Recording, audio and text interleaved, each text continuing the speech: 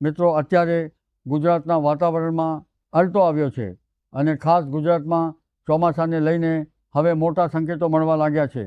છેલ્લા 3 દિવસથી રાજ્યના અનેક વિસ્તારોમાં છૂટાછવાયા વરસાદી ઝાપટા અને વીજળીના ચમકારા જોવા મળી રહ્યા છે અને હવામાન વિભાગે પણ પહેલાંથી જે આગાહી કરી હતી કે 19 મેથી લઈને 23 મે સુધી ગુજરાતના ઘણા વિસ્તારોમાં પ્રી મોન્સૂન એક્ટિવિટી જોવા મળશે। હાલ કૃતિકા નક્ષત્ર ચાલી રહ્યું છે અને ખેડૂતો માટે આ સમય ખૂબ જ મહત્ત્વનો માનવામાં આવે છે। કહેવાય છે કે કૃતિકા નક્ષત્રમાં જો વીજળીના ચમકારા સાથે વરસાદી છાંટા પડે તો આવનારું ચોમાસું સારું રહેવાના સંકેતો મળે છે। હવે 25 તારીખથી રોણ નક્ષત્રની શરૂઆત થવાની છે અને રોણ નક્ષત્રને ખેડૂતો માટે સૌથી શુભ નક્ષત્રોમાંનું એક માનવામાં આવે છે। જો રોણ નક્ષત્ર દરમિયાન વાવણીલાયક વરસાદ થઈ જાય તો આખા વર્ષ માટે ખેતીની સ્થિતિ મજબૂત બનતી હોય છે। આ વર્ષે પણ એવી જ મજબૂત શક્યતાઓ દેખાઈ રહી છે કે રોણ નક્ષત્ર દરમિયાન ગુજરાતમાં સારો વરસાદ શરૂ થઈ શકે છે। આજના આ ખાસ અહેવાલમાં આપણે જાણીશું કે ચોમાસું હાલમાં ક્યાં પહોંચ્યું છે, અરબી સમુદ્ર અને બંગાળની ખાડીમાં શું સ્થિતિ છે, વાવાઝોડાને લઈને શું નવી અપડેટ સામે આવી છે, ગુજરાતમાં પ્રી મોન્સૂન એક્ટિવિટી ક્યારથી વધશે અને આખરે વાવણીલાયક વરસાદની શરૂઆત ક્યારે થશે।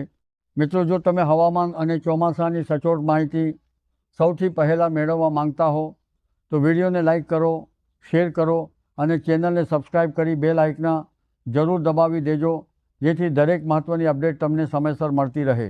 મિત્રો, હાલ બંગાળની ખાડીમાં ચોમાસું ખૂબ જ ઝડપથી સક્રિય બનતું જઈ રહ્યું છે અને અરબી સમુદ્ર તરફ પણ ભેજવાળા પવનો આગળ વધવા લાગ્યા છે।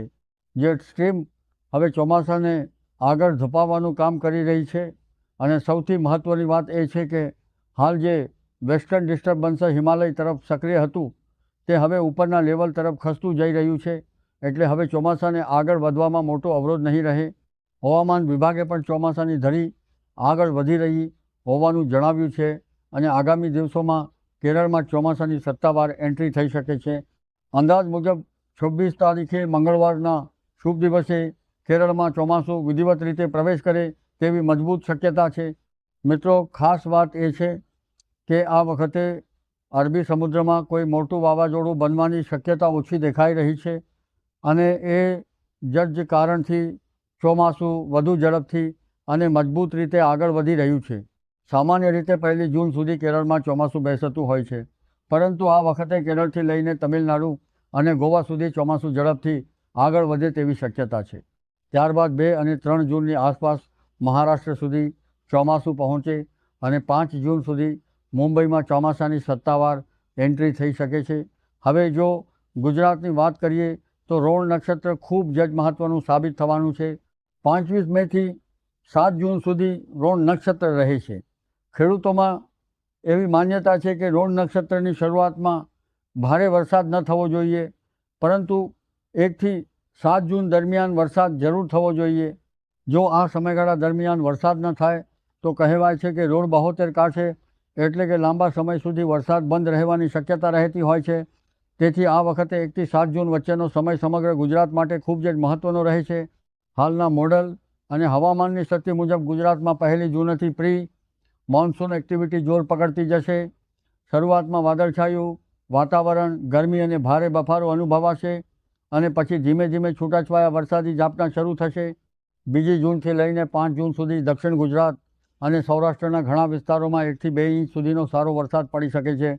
ખાસ કરીને સુરત, નવસારી, વલસાડ, ભાવનગર, અમરેલી, જૂનાગઢ અને રાજકોટના કેટલાક વિસ્તારોમાં વરસાદી માહોલ વધુ મજબૂત બનવાની શક્યતા છે।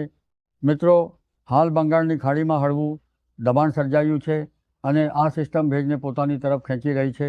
અરબી સમુદ્રમાંથી સતત ભેજ ગુજરાત અને મહારાષ્ટ્ર તરફ આગળ વધી રહ્યો છે, જેના કારણે ચોમાસાની ગતિ વધુ તેજ બનતી જાય છે। હવે સૌથી મોટો પ્રશ્ન એ છે કે ગુજરાતમાં ચોમાસું સત્તાવાર રીતે ક્યારે બેસશે। સામાન્ય રીતે હવામાન વિભાગના પેટર્ન મુજબ દક્ષિણ ગુજરાતમાં 15 જૂનની આસપાસ ચોમાસું પ્રવેશ કરે છે, ત્યારબાદ ધીમે ધીમે ભાવનગર અને મધ્ય ગુજરાત તરફ આગળ વધે છે અને 20 જૂન સુધી ઘણા વિસ્તારો કવર થઈ જાય છે। સૌરાષ્ટ્રના ઉત્તર ભાગો અને જામનગર, મોરબી તરફ ચોમાસું પહોંચતા 25 જૂન થઈ જાય છે, જ્યારે કચ્છમાં ચોમાસું પહોંચતા મહિનાનો છેલ્લો અઠવાડિયો આવી જાય છે. હાલની સ્થિતિ જોતાં એવું લાગી રહ્યું છે કે મુંબઈ સુધી પહોંચ્યા પછી ચોમાસું થોડોક બ્રેક લઈ શકે છે, કારણ કે અરબી સમુદ્રનો મોટો ભેજ ઉપરની સિસ્ટમ તરફ ખેંચાઈ રહ્યો છે. એટલે ગુજરાતમાં ચોમાસાની સત્તાવાર એન્ટ્રી માટે 15 જૂનની આસપાસનો સમય સૌથી વધુ મજબૂત માનવામાં આવી રહ્યો છે. ત્યારબાદ ધીમે ધીમે સમગ્ર રાજ્યમાં વરસાદી માહોલ જામશે અને ખેતી માટે અનુકૂળ પરિસ્થિતિ સર્જાશે. મિત્રો, ગુજરાતની ભૂગોળ એવી છે કે મહારાષ્ટ્ર સુધી ચોમાસું સરળતાથી આગળ વધી જાય છે, પરંતુ ગુજરાતમાં પ્રવેશ માટે ઉપરના લેવલના સૂકા પવનો અને વેસ્ટર્ન ડિસ્ટર્બન્સનો પ્રભાવ ઓછો થવો ખૂબ જ જરૂરી હોય છે. જો આગામી દિવસોમાં સિસ્ટમ ઉત્તર તરફ ખસશે તો ગુજરાતમાં ચોમાસું ઝડપથી આગળ વધી શકે છે, પરંતુ જો સિસ્ટમ વધારે પૂર્વ તરફ જશે તો ગુજરાતમાં ચોમાસું થોડી મોડું પણ પડી શકે છે. હાલના સંકેતો ખેડૂતો માટે આશાજનક છે અને પ્રી મોન્સૂન એક્ટિવિટી હવે ધીમે ધીમે જોર પકડતી જશે.